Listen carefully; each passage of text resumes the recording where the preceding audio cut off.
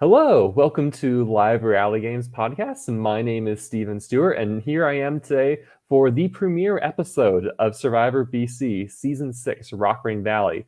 I am here today to talk all about Survivor BC and its premiere, and full disclosure, I was one of the contestants on this season, so therefore I'm very invested in it. So I promise no conflict of interest. This will not be a glowing discussion of how amazing I am as a player throughout the entire season. This will be this will be strictly impersonal in regards to that. But again, we'll be talking about the premiere only, no spoilers. This is a season that was aired over Facebook Live, so if you caught it then several years ago or have seen the wiki, there are spoilers, but there will be no discussion here. We'll only discuss the episodes that have come out. So with me today to talk about the premiere, we have Keenan Lucas. Keenan played the following season, Season 7, Survivor Tribulation. He came in 6th place that season, and then came back the following season to help out production. Keenan, how are you doing today? Doing pretty good today, Steven. I was really hoping I could make it today from work. Glad I made it in time. Showered up, and yeah, let's talk some Survivor BC. Well, I think you want to share because Keenan had the privilege and the honor to watch this premiere with a certain BC veteran. Who would that be? Luke Januszewski, the winner of Season 7, who was a previous 4th place finisher on Season 4. Yeah, so when you sent me the video, I'm like, oh man, I'm jealous. I wish there were other people in Texas, but Survivor BC, a majority of players are in the Pacific Northwest for a very good reason. Yes, very good reason, absolutely. What are some initial thoughts or takeaways you had from watching this premiere? Initial thoughts and takeaways. I knew Gyro was hyping this up to be a huge season. The premiere spells exactly why. More so than the previous live streams, but you understand why this is a big deal. This is as close as Survivor BC gets to actual Survivor. Even gendered ratio, very literally numerous different walks of life. Hell, there's more state diversity in this cast than there is in the entirety of Cook Islands and Fiji. Actually, just in terms of background. We do have 3 people from the state of Washington, that would be the most common state, 2 BC locals, and 1 Ontario person, and the rest are I'm probably missing a few. 3 BC locals, 1 Ontario, and then the rest of the cast is from numerous different states, each one representing a different state. I mean, we had people from all corners of North America. David came from Los Angeles. I came from Texas. Chris Lord came from New York. We had players local around Vancouver, from the other side of Canada, Ottawa. We have an amazing composition of players. And I think one thing I'd love to talk about is there were a lot of high caliber gamesmanship going on here, because there's a lot of experience with this cast, which was really fun to kind of watch and see how things played out. Oh, absolutely. And I actually would like to ask you a quick question, Steven. We didn't see actually any confessionals from you, I don't believe. No, I am the Purple King of Baton. So, what are your initial thoughts? You draw Badahan, and so one of your members wins immunity right out of the gate, and you're also at a camp that doesn't have lots of food. And no, it has more food, but you don't have access to the washrooms, and it's much smaller. What are your thoughts?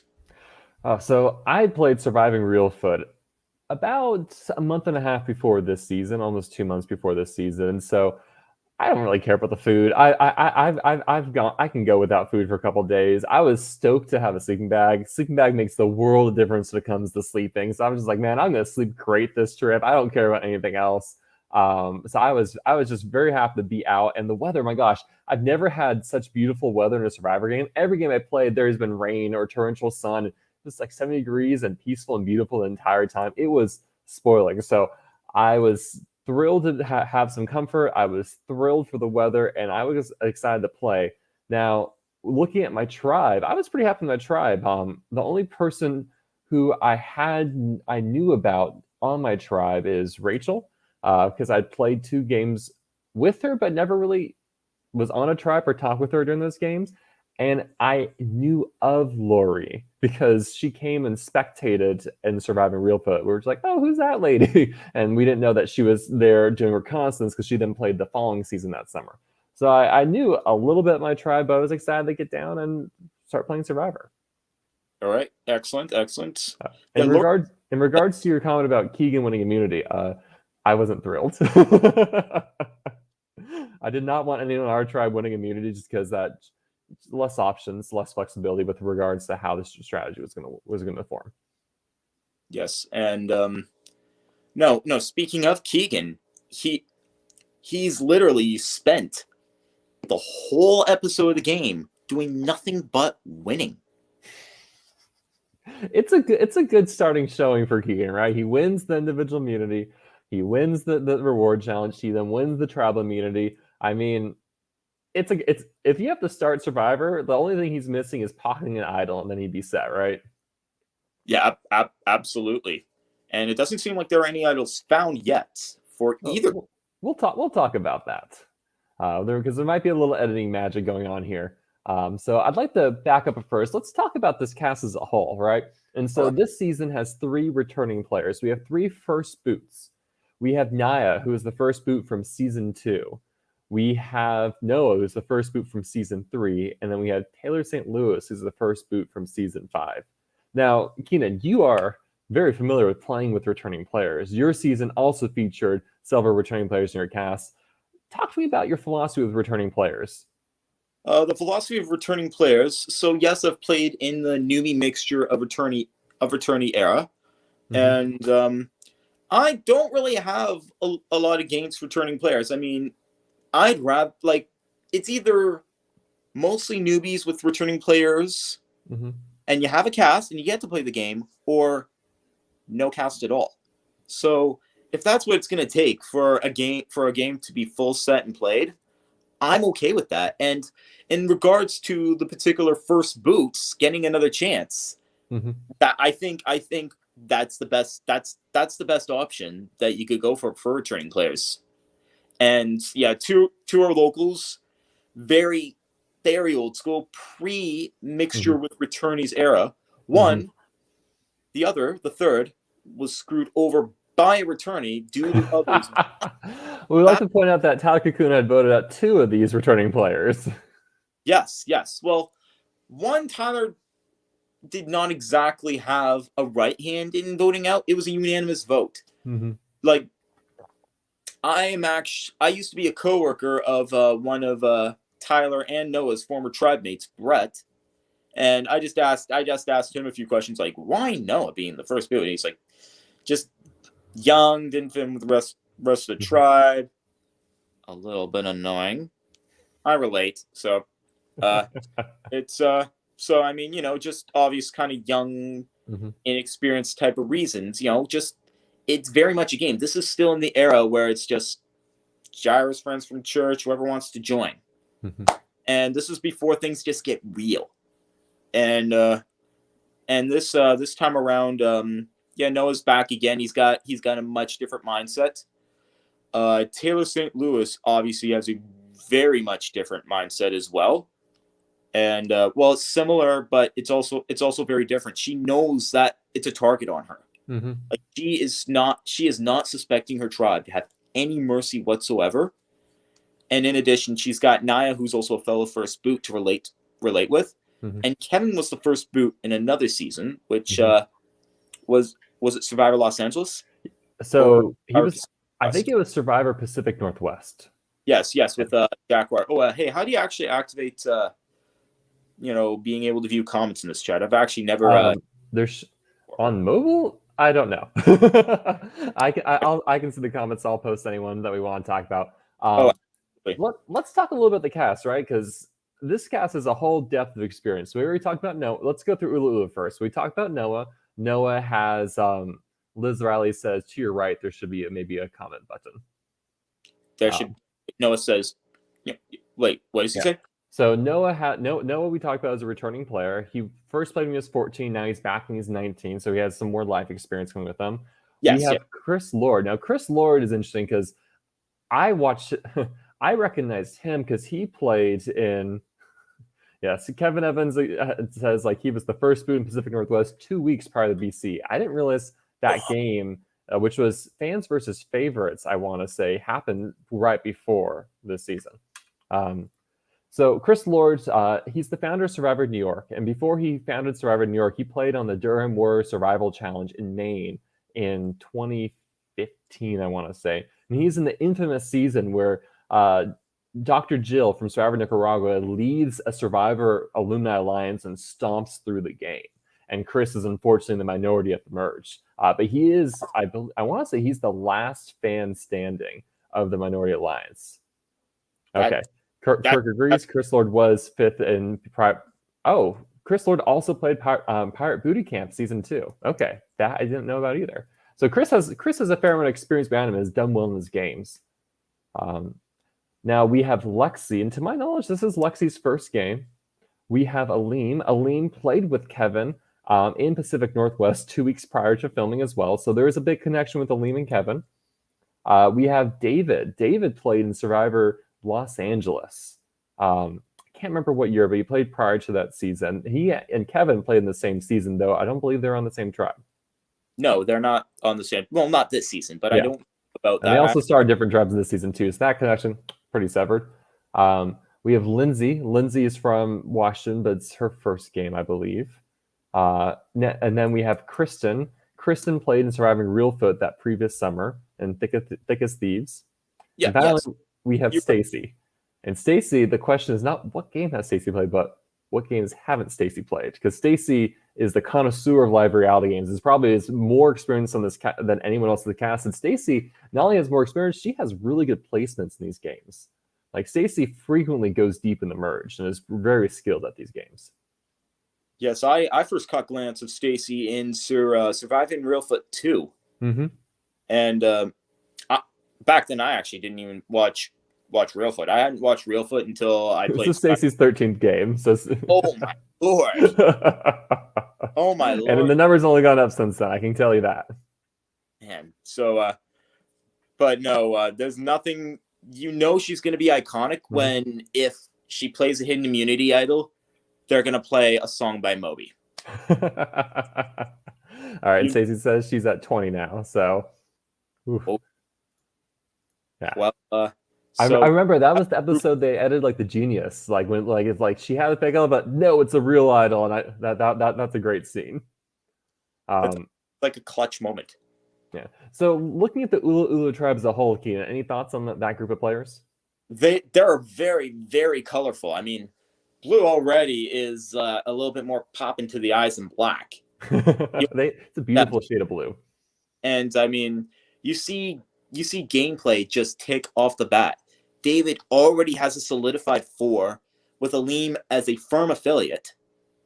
Mm-hmm. And looks like Stacy's within that group too, but just not exactly within the very core of the alliance. Mm-hmm. But yeah, he has mentioned that he's shaken by Chris. We don't see much of that this episode. Mm-hmm. In fact, like we don't really see any ill will between Chris or David. We'll hear kind of we'll hear some thoughts of players about Chris as they go, but we don't see any direct conflict between them. Yeah. Yes. And we see some sketchy. He's just a tad sketched about Noah, as it's proven, reasonably so. Mm-hmm. And but he's so I think for like let's go over these players. David's a great start for this list. Mm-hmm. He's very analytical. I don't know how he's played in previous games. This is my first time seeing a lot of these other players games, so bear with me. David, he's very analytical. He's got good leadership skills. Mm-hmm. He's got a job where he's got to have that charismatic look. He's a model from Los Angeles. He's an actor as well. You know, he's got to get people to buy him. Mm-hmm. He's his own personal salesman, and it's worked on 3 of the ladies, and it's built some camaraderie with Aleem. So that's there. Aleem, who I've actually hung out with personally before in real life. He's also very much he's got a little bit of the same mentality with not quite as like he's not quite as cunning as David, Mm-hmm. but his gears are always turning on what he's going to do next, what he's going to do next. He's interacted with everybody, including Noah, who he does know that David does have sketch thoughts on. Mm-hmm. One of my favorite things is hearing Aleem strategize and process what's going on around him. I really enjoyed Aleem how he lays out his thoughts in his gameplay, and it was very fun because like I had no idea what I'm on another tribe. I had no idea what was going on with Aleem and knowing everything going here. So hearing his thoughts and as he's like, what's happening, I really enjoyed that. Oh yeah, it's very good to it's really good to see that too, actually. And like he displays his thoughts in a perfect manner. The way someone's starting out Survivor, hell, like you could tell he's played a game before. This is how someone should start Survivor. Just a perfect layout and where they want to go and how they sit with others. And doing that with people sometimes that you don't see eye to eye to and still talking to them, socializing. Mm-hmm. And also looking at the people that you are going to align with and just literally spill every single little detail out there. And just like and ease their fears that if their name's coming down, bring them down low so they don't go absolutely rogue come merge. Let's talk a little bit about the Baton Tribe. So first up, we have Rachel. Rachel has competed in 2 games prior to this. She played in Surviving Reelfoot that summer, where she went out pre-merge, and then she played in Survival Challenge the year before that, where she made it pretty far in the merge. It was a pretty brutal game with 24 players, a merge of 9, and she was one of the players that made it to merge. And I think one of her strongest attributes as a player is her physical and challenge game is pretty peak. Oh yeah, I mean, and she's in her very early 40s. She's a mom. I think she's got 3 kids, and she's a badass mom. Mm-hmm. Like, and she's not the type of merciful moms you see on Survivor that cry, sob, and want the rain to stop. She's there to fight. She also played Adventure Cocoa Belly, which I forgot about, which she played between Survival Challenge. Yeah, she played after Survival Challenge. I don't remember how she did in that season, though. I know she didn't win. Next up, we have Taylor St. Louis, who is one of the 2 returning players in this tribe. She had played Season 5, but she'd also played in Reelfoot at some point. I don't recall which season she did. It's one of the, I don't want to say, it's one of the seasons where there's no footage available. So I don't know very much about her gameplay there. I've tried digging through everything to find where Taylor St. Louis played Reelfoot. Mm-hmm. Nowhere. Mm-hmm. I think one season in 2018, just a little bit after Deus Ex Machina aired, there's a little bit. I think it's Battle Royale. Yeah. And, it was because they did a returnee season. What? That was a returnee season, yeah. Yeah, so I think that'd be your second time playing. Mm-hmm. And so that I think so she had 4 and 6. Yeah. Season 4 is, I know that's the one that's the season that was Lance's premiere season, I want to say too, but I could be wrong. Right. And I know nothing about Reelfoot season 4. Yeah. So yeah, for me, I just knew her as a first boot. That's all I knew about her. But she knew me. She's like, I watched you play Reelfoot. I'm like, oh great. I was hoping no one watched me, but cool. After this episode, you don't really think of her as a first boot anymore. That is literally a relic now. Mm-hmm. And yeah, she survived. She won the challenge. Yeah, she's won, and this is in Survivor BC history. This is the first time she's won challenges. Mm-hmm. She got 2 under her belt on the premiere, which is already more than what she had before. And I think she, since she did do another Survivor game very subsequently after, I think that gave her enough time to learn. She's already got a mentality to not keep going too hard, too fast. Mm-hmm. But I think she's also rightfully nervous. But we see her form bonds with Naya and Kevin, who are fellow first boots themselves. Mm-hmm. And Yeah, her mindset is bonding with the first boots, like to build a social rapport for a worst case scenario. But we don't see her elaborate with any other people. She doesn't really talk about her thoughts on tribe as a whole. And this may be we don't spend a lot of time with the Baton Tribe this episode, and we'll probably get more of that soon. Yeah, 3 people get confessionals: Rachel, Taylor, and while we're on Baton, Keegan. Bless his heart, he's got a similar name to mine. I didn't think you could be dyslexic speaking, but sorry about that. But no, Keegan, like I said, he's spent the whole episode just winning. He's got so he's giving himself a lot of fearless moments, and he's not exactly elaborate either on who he's working with. It is Badahan, and I think he's obviously building up the staple to being the beast as is. Like, he's already gained a reputation as a bit of a beast, as someone who was going to be respected a little bit, and he's a good-looking blonde.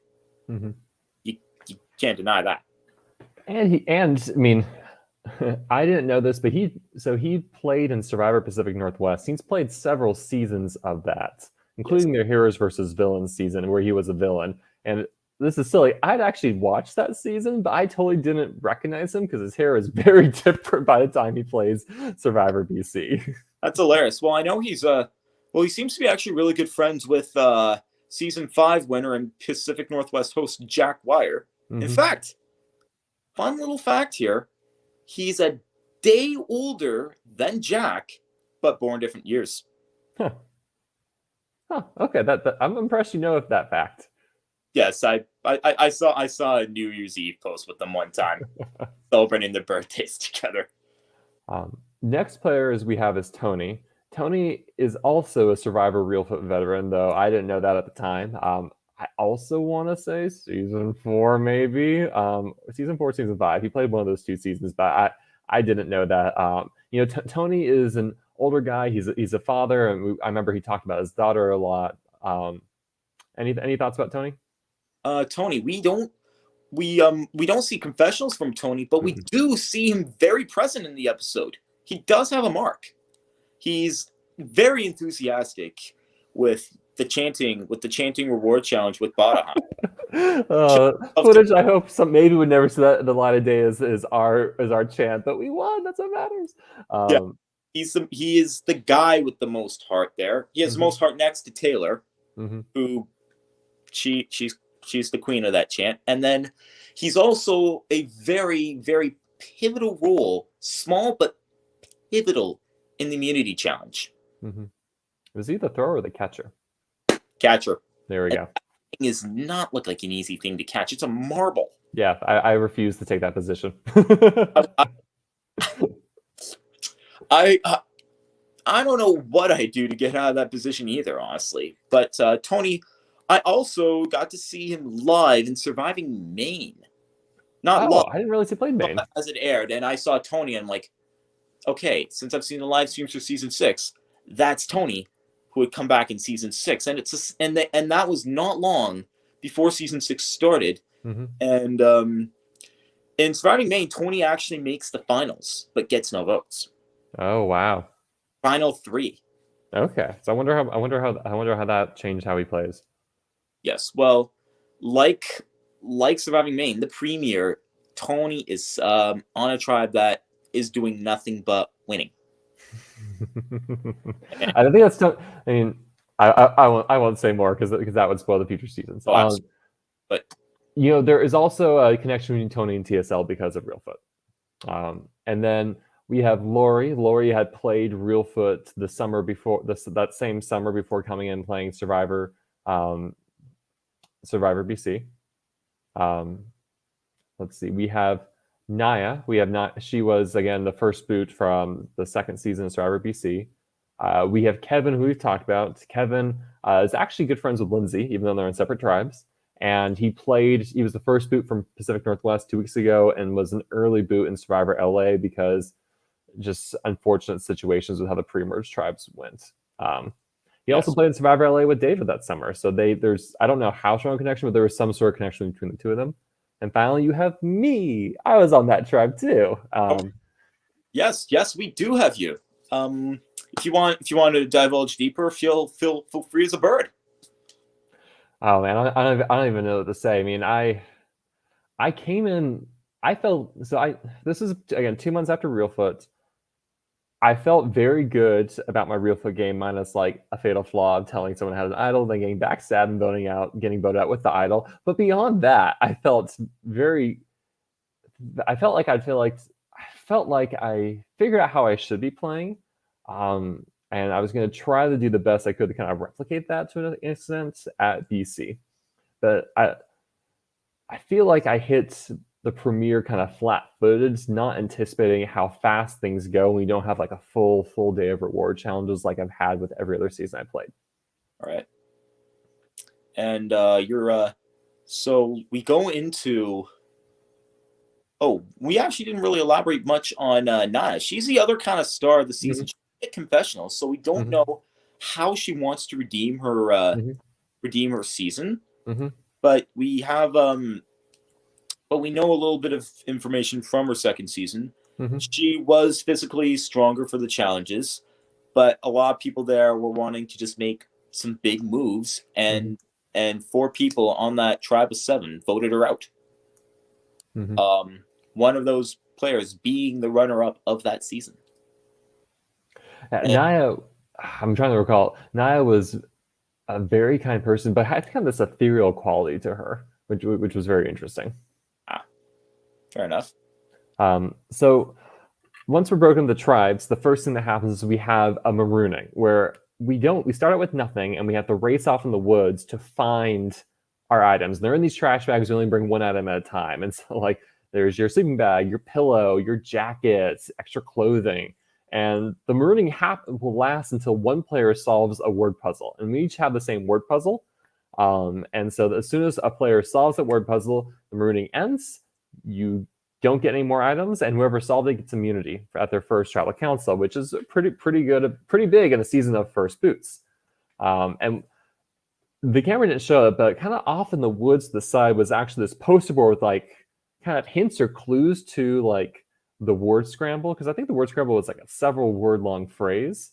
And so I saw people going off and studying it. I'm just like, man, I think I'm going to be greedy. I don't think I need immunity. I'm going to keep running, and I'm going to grab more stuff and try to maybe start having snatches of conversation with people as we run. And it's not caught in camera, but Keegan wins immunity. And to my knowledge, from what Keegan told me, it was a heads up of him versus Aline at the very end to try to solve that puzzle first. Oh, Aline was pissed he came this short. But but I know lots of people were not impressed with Keegan. That's a big social capital destroyer right out of the gate. I don't think destroyer, but like it definitely was on my mind. Like, okay, this guy got immunity. I'm not thrilled that he feels like he needs immunity already. I would have been fine letting someone from the other tribe get immunity first. I don't know, because you get into such tribe mentality. I didn't want to see that immunity on our tribe to start with. Yes, well, yeah, puts your tribe out in the open as, oh, it's just a bunch of challenge beasts. We gotta take them down. We gotta be the hyenas taking out the lions. Now, maybe in retrospect, part of me should have just tried to solve the word puzzle immediately and deny everyone all luxuries, but I think that'd been cruel and unusual punishment.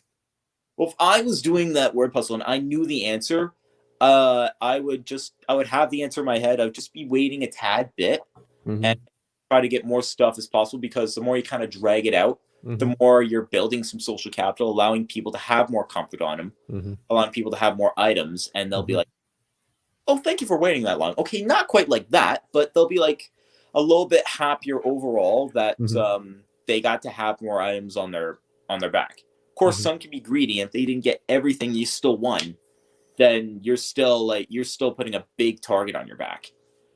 And you do have to work a lot harder just right out of the gate to get it. Kevin Evans says, I was making not so subtle comments against Keegan for Keegan denying me my sweater by solving that puzzle. Yeah, no, I'm with you, Kevin. Proof is in the pudding right there. Because as nice as it was during the day, it did kind of get cold at night, and so you wanted the jacket, you needed the sleeping bag. If you didn't have those two, you were not the happiest of campers. So after the marooning, we get a fair amount of time at camp life, and one thing I want to talk about that we don't get profiled. We don't get profiled. Kristen is saying, "I didn't need a sweater. I had a dress. I don't see how those are substitutes. It sounds like you're gonna be cold." There's this gold coin twist this season. So in this season, Keenan, your season had something similar, and so have all future seasons. Actually, this is the inaugural season of the coin twist. These Rockrain or BC bucks were hidden in the woods for the various players to collect, and then as a tribe, you can use it to buy supplies. So you can buy a tarp, you can buy a knife, you could buy rope, you could buy food. That was the most important one you can buy. And so it had a variety of items and prices. So like your lecture item, an extra pillow, flashlight. I remember those were expensive, all the way up to like kind of some crazier food options as well. And so the twist is cool because it was forced you to go and to kind of scavenge and to get outside of camp versus all just sitting in a circle. And so it was a way to kind of induce you to have that feel the real Survivor show. I think that is a good idea, and you find little other things along the way. Sometimes when there are coins, you sometimes get a little bit shocked. A bigger surprise. Well, I know one of the items was candy, but we all know that they don't mean special by candy. So both my season, your season, one of the items on the list is Rockrain candy and sweets. And one of the notable things about this item compared to other items is it's in quotes on the menu. It's like Rockrain candy and sweets. And the first thing that happens in your season is Talakakuna goes to your tribe to buy the candy. You get the candy to see what the candy is, and he's like, "Oh, it's just candy." This will be a mild spoiler. This actually matters for our season, this season, as well, as you'll see in future episodes. Yeah. Hey, 13 other people got candy from the very first challenge. Yeah. Anyhow, I'd like to talk something about Baton before we go back to Ululu. So we see early on the scenes, all of our tribe is kind of wandering around searching for coins. It's a way to mingle and the talk and the search. And Taylor St. Louis turns to the camera and says, "I see something. I can't get it right now." Oh, that actually. And she says that, and then like I think I wandered by and a couple other players, and we all kind of, as a group, kind of wandered off in a different direction. What were your thoughts on that? My thoughts on that. Taylor's. I think they are actually smart for not grabbing that, because if it's gone, suggests that your bag is going to be searched. Every single bag is going to be emptied. Well, what do you think she could have seen? What are some options out there? I think it's. I actually don't know if this is true or not. It could be the HII. So if you're in the woods and start of the game and everyone's around, you see the hidden Muni idol, do you just go for it, or do you try to be more circumspect? If everybody sees it, I think I would actually just keep my eyes out just a little more, like having played before and knowing a little bit, I would keep my eyes open to see if that's gone off there. And better yet, I'd be hiding off a little bit of a distance, eyeing that area constantly. Who's going to grab it? Who's going to grab it? And when second that person grabs it, that is low-key public enemy number one, and I wouldn't use that as a selling point to kind of go against them, but I'd use other subtleties to either go against them, or if I knew they had it, I would try to build subtly a rapport with them without them knowing I knew. Well, it's really tough. I'm a Cancer. I hold feelings on my sleeve. Well, we don't see a lot more on this, but this is going to be an important storyline that I think I'm pretty sure we will see much more of next episode, because one of the questions we'll have to see is, well, does she go back and get whatever that is? Right? Oh wow. Well, I hope it's like a weekly little air out of these episodes. I would love to see it, because I'm actually this weekend I'm going to be seeing Luke again. Nice. And Episode 2 comes out this Sunday. Damn, that's perfect. I will. So, I'm more than happy to elaborate on that one too. So, would you suggest that we are ready to go back to the Ululu Tribe? Well, the one last thing, because we don't see much else about the Baton Tribe, but unfortunately, I don't think you've been, because this is the same campsite as your season. I don't think you've been to the original Baton Tribe, or what was the Ephesus Tribe your season. Nope. Yeah, so at least it felt like more in that woods. There's a lot of these like slugs just all over the place in that wood, and we were just like not having it. So like we were all in the woods, like, oh, should we put the tarp here? Then we're like, yeah, there's too much wildlife here. That's why eventually you see us all like in the grass outside the woods, setting up our tarp and camp for the night, because we didn't want to be anywhere near the slugs that were everywhere. Yes, I mean, I don't see any other place in the world talking about those huge slugs, but they're in every little garden out here in BC. You'll find them in the backyard. If you're a little kid, you wanna touch it. So that to me does not scare me as much. That's just backyard nature to me. Mm-hmm. Yeah. And so I'm thinking, oh, these Americans, so amateur. I mean, one of the worst things about moving to Texas is there's so many bugs here. It's awful. Like I like my apartments to be bug free, and they keep trying to get in my apartment and die. I've only been to Texas twice, and both times it was for a layover on the way to Belize with my family. So I've not actually like divulged into the entirety of the state of Texas before. Yeah. I know it's hot as all hell for a long duration of the year. Summer being the peak of it, just the worst of it. It's still like maybe spring in Texas is probably summer here.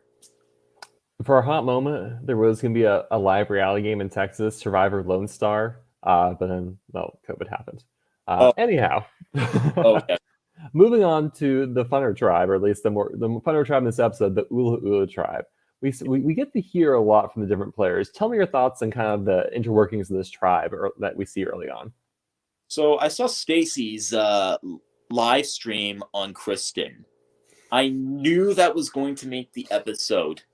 I knew, bare minimum, I knew it would make a possible recap, like a previously on Survivor, saying that Stacey does not like Kristen. Sucks. But I mean, plus Kristen's absolute heart. I laughed my ass off at that moment. Like, stop. It's really cool to see kind of like the 40-something-year-old crowd just be absolute badass. And you don't even see that in the real Survivor as often.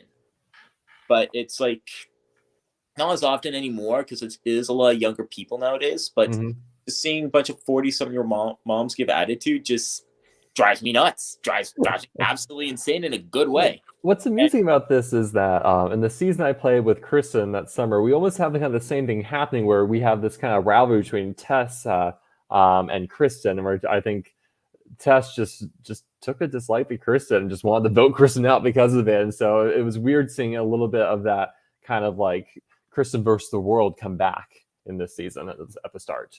So Kristen is an early target very early on again. Really? I think she has mentioned she doesn't feel bad for First Boots anymore because her name is always a nominee. But Kristen is a very savvy player. I mean, so Kristen has played beforehand. Let's just talk about Real Foot. We're not going to do anything else, but Kristen goes very deep in Real Foot and is very adept at making bonds, making alliances, and navigating the twists and turns of the game, and it paid off in that game. And so I think Kristen, this episode, is very smart to say, like, I need a person as a shield. I'm going to go have David make alliance with him, and he will be my shield, and he'll protect me at this very critical juncture of the early game. Yes, and you can tell David off the bat is underestimating Kristen. Yeah. By the way, Stacy is the fan favorite for Kevin's friends, and I can definitely see that. I love how Stacy's personality kind of pops on screen. It's very fun. Yes, absolutely. She She knows how to make me laugh.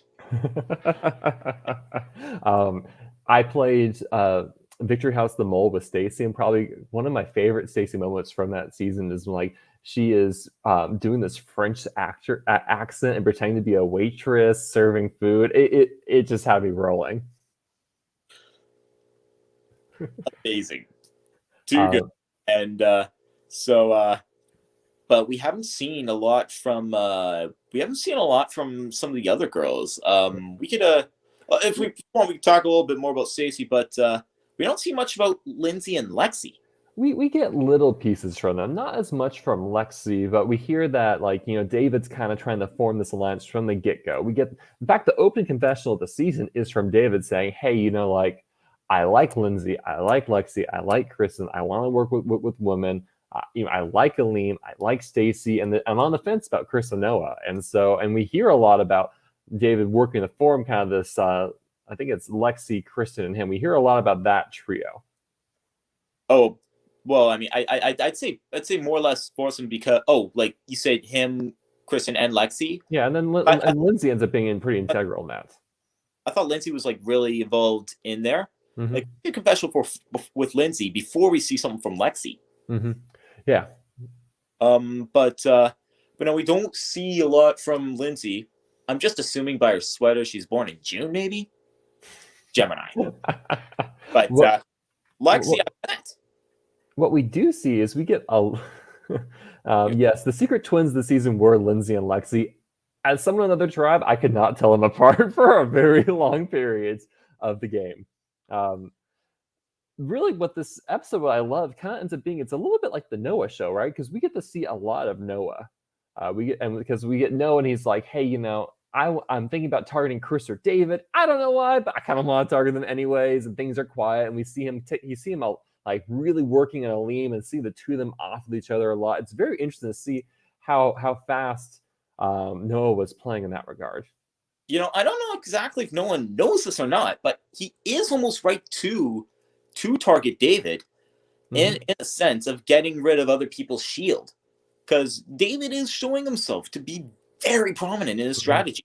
And Noah, I think if he can read that, he is smart. So I don't think maybe his strategy is all too inadvertent. But and Chris, we don't see like lots of strategizing from him. He seems to be in just like the only one who really has Chris on the radar, other than Noah, is David. Yeah, it's very classic East Coast versus West Coast. Well, we get the confessional with it's Aleem and Noah talking at night, and I think it's Aleem saying, like, Chris just keeps bringing up all this Survivor, how much he watches and plays, and like it's kind of building up this kind of threat in people's minds, like, oh, this dude knows what he's doing, and like, oh, Chris is playing so well, but we see through it. Yes, well, the one thing you don't want to do in Survivor of any game is talk about Survivor.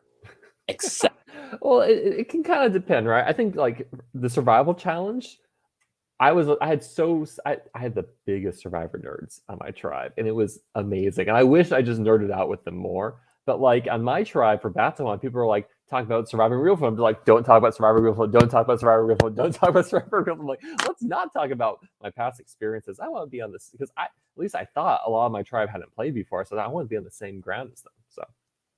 Oh yes. So, but yeah, I could definitely tell that Chris does seem like he does know Survivor. He is a host too, so he knows players. Like he is able to study playing styles, so he knows how to adjust his own. And they know that.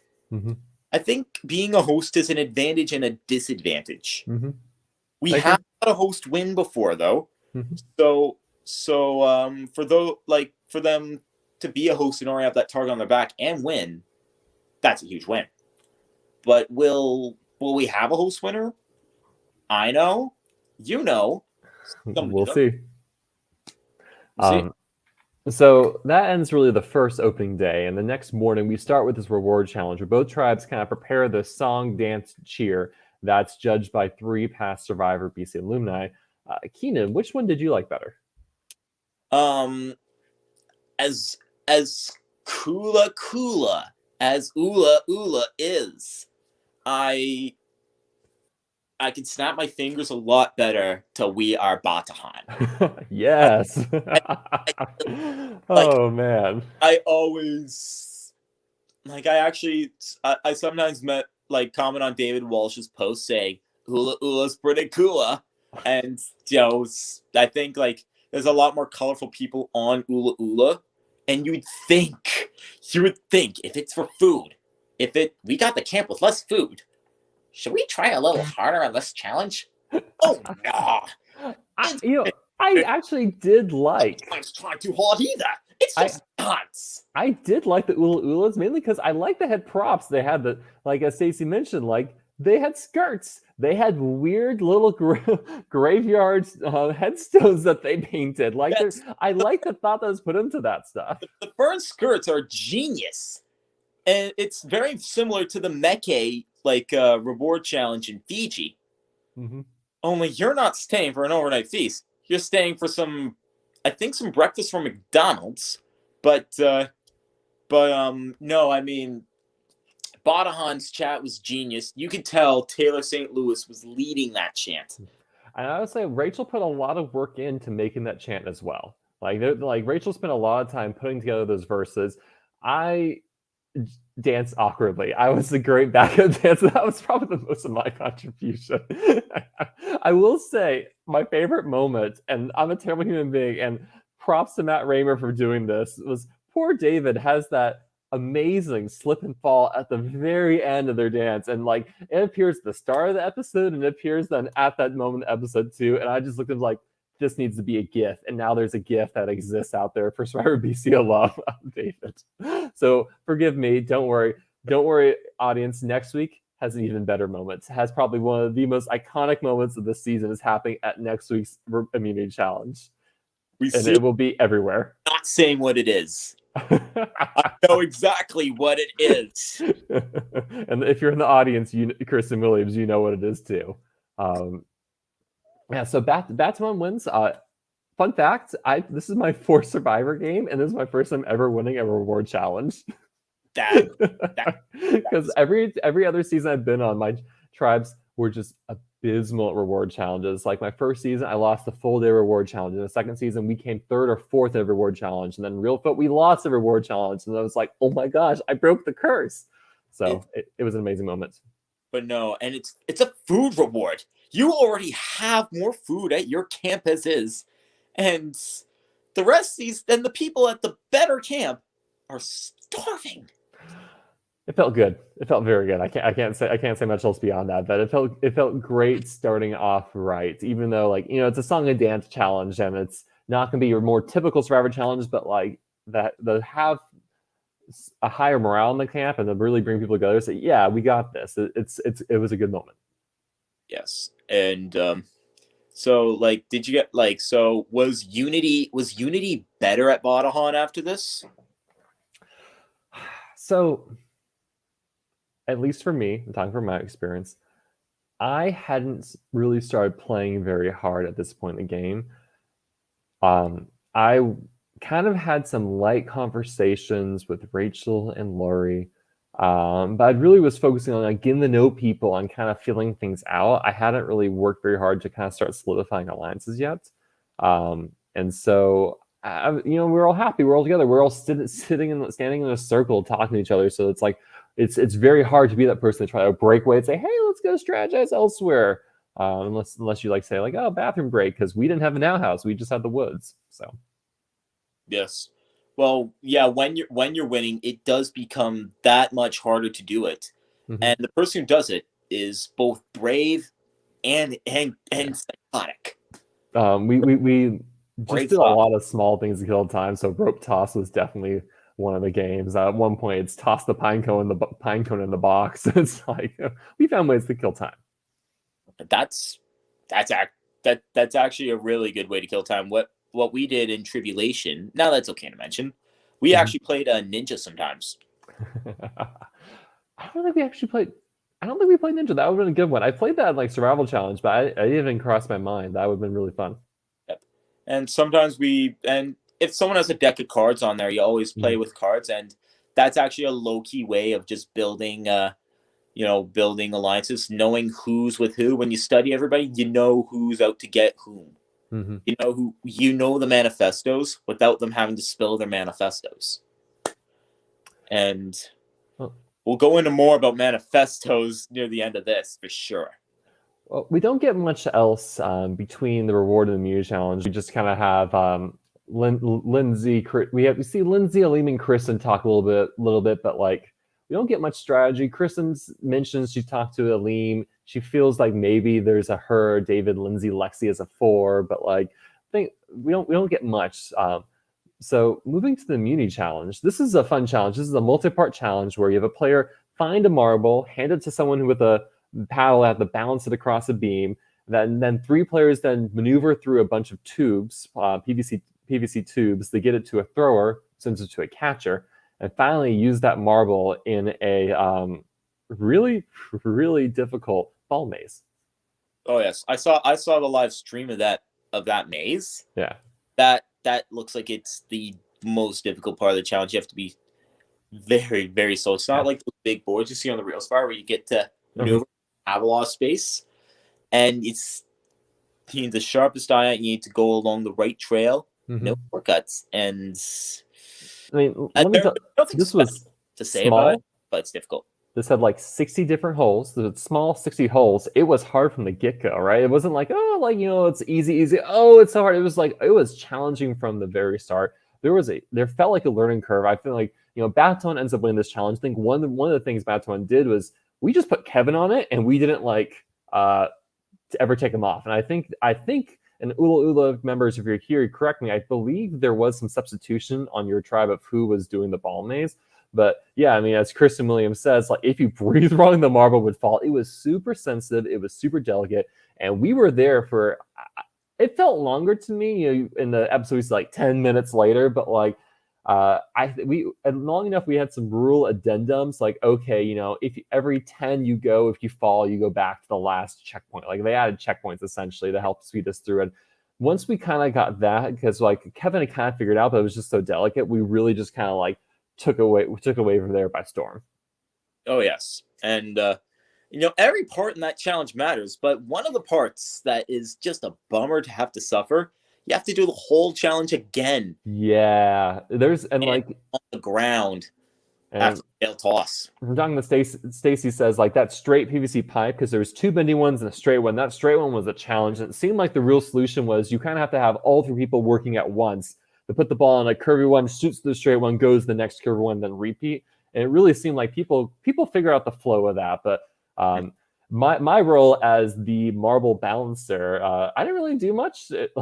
I felt bad. I was like, I want to be balancing. I'm good at balancing. The marble falls immediately, but it didn't matter in the long term thing. So it was really kind of me and Rachel kind of hanging out, watching them. And then Noah and Chris was there, and I was like, do I try to talk to them? Do I not? I don't know. I just kind of chatted a bit with Rachel, a little strategy, and then we were all clustered. Then once we got the ball to the ball maze, we're all just kind of watching Kevin, like, will he do it? Can he do it? Will he do it? Can he do it? And he did.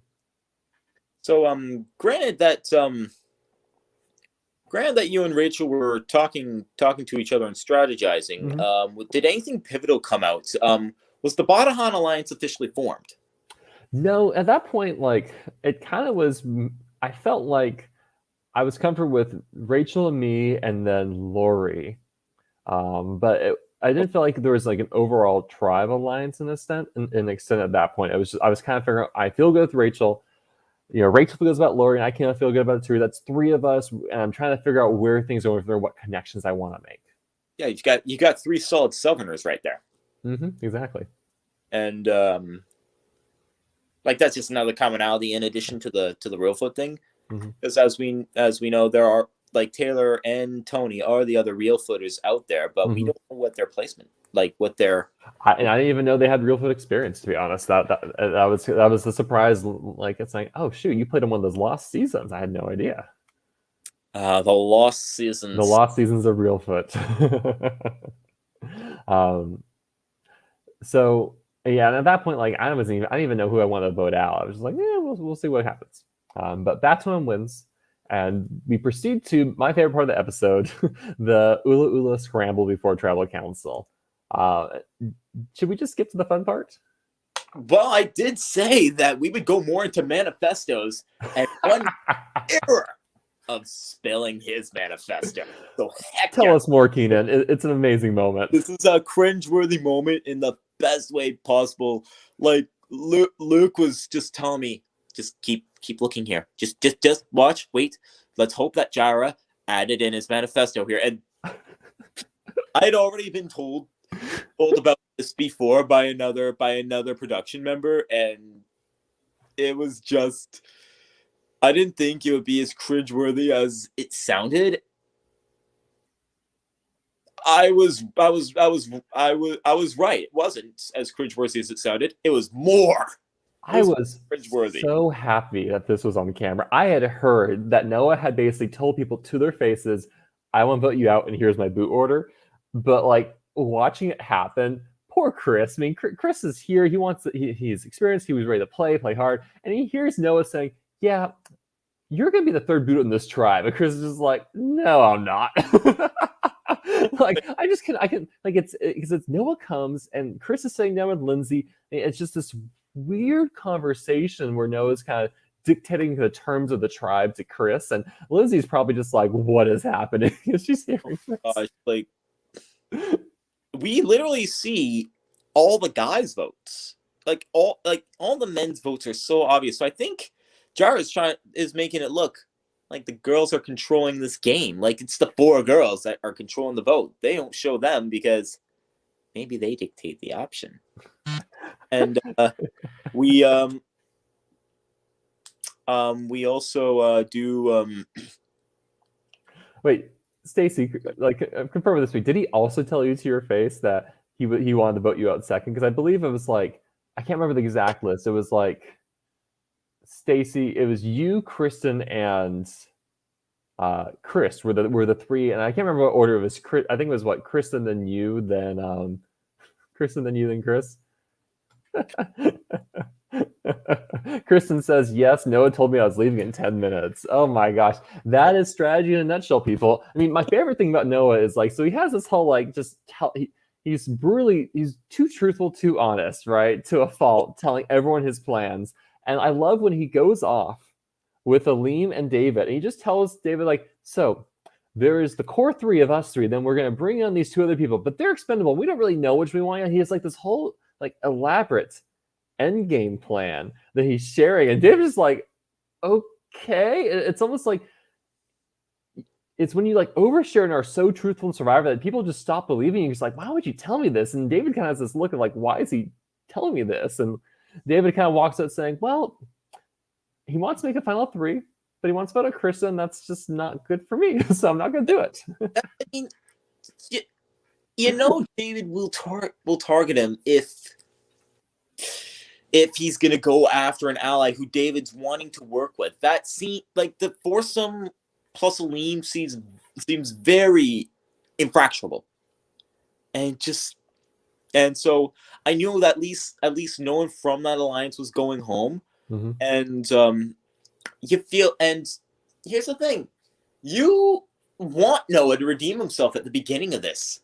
We're rooting for the first boots. You've had this conversation with Chris and Chris, and Chris is like, why would I want to vote out a first boot again? I don't want to do that to anyone. This whole pre-tribal, I don't know how long it is, but all 10 minutes, let's just say, of Noah listing his manifesto, scrambling like a fucking egg, just makes me feel tremendously less sorry if he's gone.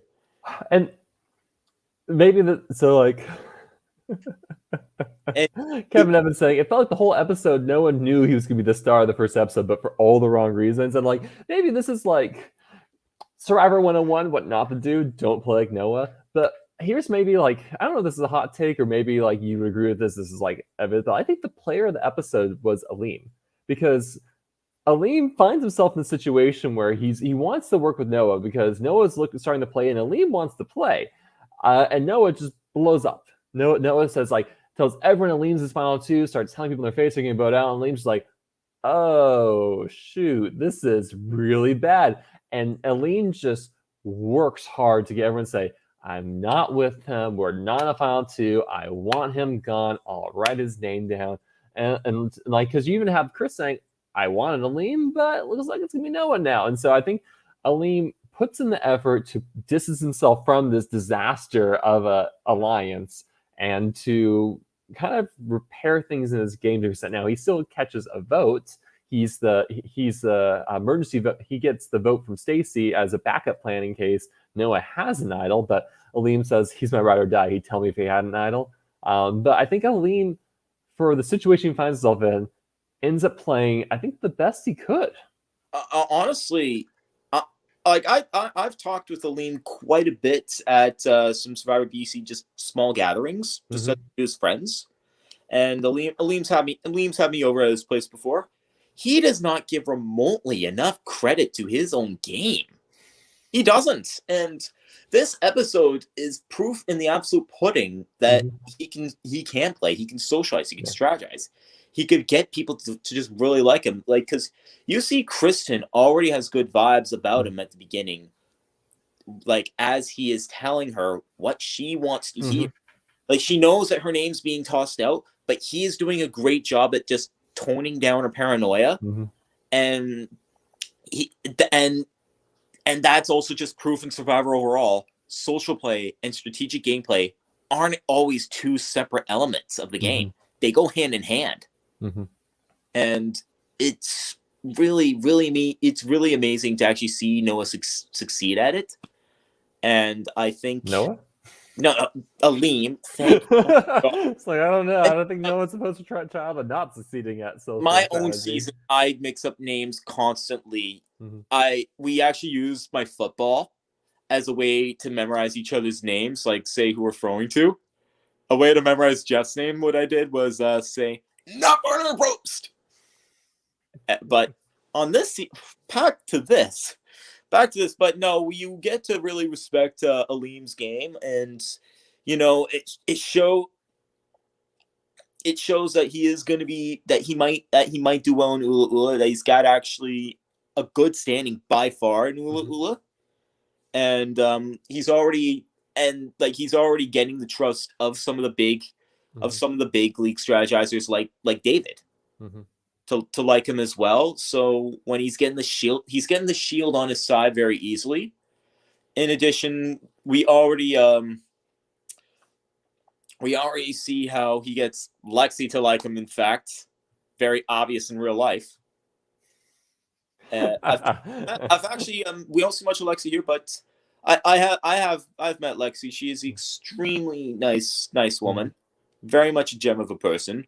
And but yeah, we don't exactly see lots of her. We see a brief confessional, and she knows her standing's good. Like the two girls in David's alliance know they're good. Three, Lindsay, Lexi, and Kristen. Three. But Kristen seems like she is nervous a lot of the time. It seems like she is one of the smaller girls. You see her put on a shirt and pretend it's a dress. You know, so. You see her try to be a little like and I think a lot of that nervousness in Kristen just got shown when she was speaking lots. Because when someone's saying non-stop, that's evidence that's just it's the nerve talking. It's always nervous walking into a tribe of strangers. Like, all right, I need to make all these people like me and want to work with me because I'm here to play. I flew from the United States to come compete, right? Yeah, it's excitement to play as well, though. That catches up with you as well because you're living something that's not the real Survivor, but it's so similar. It just feels like it. You almost have Russ Lando music go on in your head. Actually, and it's just. And just when you get to camp, you just almost hum the music. It almost feels like each night is like for old school Survivor, say Thursday night or Wednesday night. It just like it goes back to like those early days when Thursday, just a day before your good Friday, you sit down with the family, turn the fireplace on. It's a chilly night. You flick on Survivor. It feels like that. Well, walking the tribal council, it feels like a bygone conclusion that Noah's going home. But we know Noah's name's out there. We know Kristen's name is out there, much to her dismay at Aleem for throwing it out there. Mhm. We've heard that there might be a rogue vote going on Aleem as a backup, and like that, we have a 6-1-1 opening vote. 6 players, everyone casts their vote for Noah, except Stacy casts her vote for Liam as that backup plan, and Noah casts his vote for Kristen. And Noah, the title episode is "Will History Repeat Itself?" Answers, I guess, because Noah is the first boot in season 6. Yes. Well, I find it funny because I wish they actually showed this, but Tony actually predicted that on Baton. He had a confessional that said, I think Noah's going. History has a way of repeating itself here. Well, maybe no. Man, I never knew Tony was a Nostradamus. That's interesting. Yes, I mean, like, he's just a tad smarter than he actually looks when he says that. Mm-hmm. And it's just, and I think that is where the episode title comes from, because history does have a way of repeating himself. We have seen a first boot, the only returning first boot, be the first boot again. And I mean, only difference is that person did not do it to themselves. Literally, I will agree with you there. Seemed to think it was coming. Mm-hmm. Like, how is there not a fire under your ass to learn from your mistakes? How's there not fire under your ass to just do a little bit better? Well, looking forward from here, do you have any expectations or guesses as to what's going to happen in both these tribes in the next episode? Expectations? The things you're looking forward to see. Pardon? Or even things you're looking forward to see in the next week's episode. I do hope they have a very dramatic Ululu returns from tribal, that they like, because like Mm-hmm. I know they didn't focus on the Badahan tribe as much this time, but I think it'd be more appropriate to focus on Badahan a little later and just get the rest of the focus out on Ula for the next round, because I want to see how Liam reacts to his Hinky vote. Stacy. That's what I'm really fascinated to see. Is how does Liam react to this vote from Stacy? Does he find out it's from Stacy? Are there repercussions? Like, I am very curious to see what the follow of this will be like. I mean, all the Ula has been amazing to watch, because I've only heard stories of that tribe. So like, actually getting to experience it in the episodes has been very exciting. Oh, indeed. And I think some people are going to feel a little bit more comfortable than others. Mm-hmm. But I don't know if they should feel comfortable. I just don't know. Well, there's one person who will be comfortable next episode no matter what, and his name is Keegan. Because Keegan still will not be going home no matter what next episode. That is definitely a guarantee, no matter who goes to tribal council. Mm-hmm. He's safe at least until he sees tribal council eventually. Mm-hmm. But who knows if Keegan's going to be the next Jeff Webb, though. Yeah. What I'm excited to see next episode is I'm curious to see if we see more formation of these alliances on Ula actually start to like form alliances, because right now it felt like everyone's like, maybe there's something, we're not sure. I'm really curious to see what all the other players in Baton are doing at this time too, and what connections they're trying to make. Because I know what I was trying to do at this time, but I'm really curious to see what was happening behind the scenes with all the other players. So I've only been able to speculate on my own since the game. It's a very fickle game. Mm-hmm. I'll say that much. It like I know how everything plays out, but seeing what leads up to that, the why and when, are what make it worth it. Like, as predictable as I knew Noah was going to be the first vote out again, I knew that was going to happen, but it was way more interesting to see it actually happen, and way funnier too. You palm your face all the time, but you laugh. And maybe I'm just remembering at this point in the game, what happened was after we won that first immediate challenge, we took the ball maze with us. I think we took, I don't know if we took one or we took two, but we took it with us and we all played with it on our tribe. That's how we killed time. Hey, that also finds a way to just build bonds, and just laugh a bit more. Like, just laugh at the little. It helped us admire what Kevin was able to do, because man, I sucked at it, and I played with it a lot that day. I could definitely tell that in regards to Kevin, we didn't elaborate much on, but just personality wise, he does seem kind of like the nerdy little type, which could come in handy later down the line for puzzles. Mm-hmm. He gives me very cool nerd vibes. Mm-hmm. And he's an engineer, so we know he's smart and level headed. Mm-hmm. But what he's going to do next, we shall find out. Yeah. But I think it's amazing that they actually allowed you to take home that puzzle. I mean, well, we didn't take home. Well, we took it. We just took it back to our camp. I don't think we asked permission. We just borrowed it. I just wonder if Joe was saying, I wonder what happened to that puzzle. Well, I mean, it ended up with production at the end of the season, but for the next couple of days, it was on loan.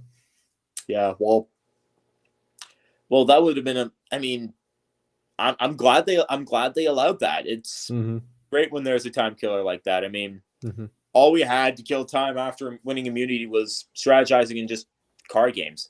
It's a lot better an advantage, I think, having the bigger camp gives you more room to strategize. People don't see you go oh my gosh. Your camp, the Ululu camp, it's massive. It's beautiful. I was like, oh, I wish I was there. When we selected our camp, we're like, oh, we'll take the more food. Oh, we should have taken the better camp. Well, hey, I think I would have taken the food as well. Yeah. I'm an eater, and I know other people will be wanting food too. And I think that was actually the smart choice. Like the bigger camp, it's easy to predict that you're eventually going to merge into there, but you gotta play the game to reach that point. Yeah. And if you have to endure a few days of hell, you might as well enjoy the meeting. Well, Keenan, I think that's everything I have to say about the episode. Is there anything you want to bring up or ask about? Oh, no, I think we touched on everything. I think everything's been discussed, but I'm way more than willing to do this the same thing next week. I'm a huge fan of Survivor BC. Anything Survivor BC related, I will nerd out on. And hey, the more eliminations there are going to be, the more gameplay there is to elaborate on, and the more variety of reasons there will be for these boots. I think there will be some spontaneous action coming up, and that there is going to be something big happening.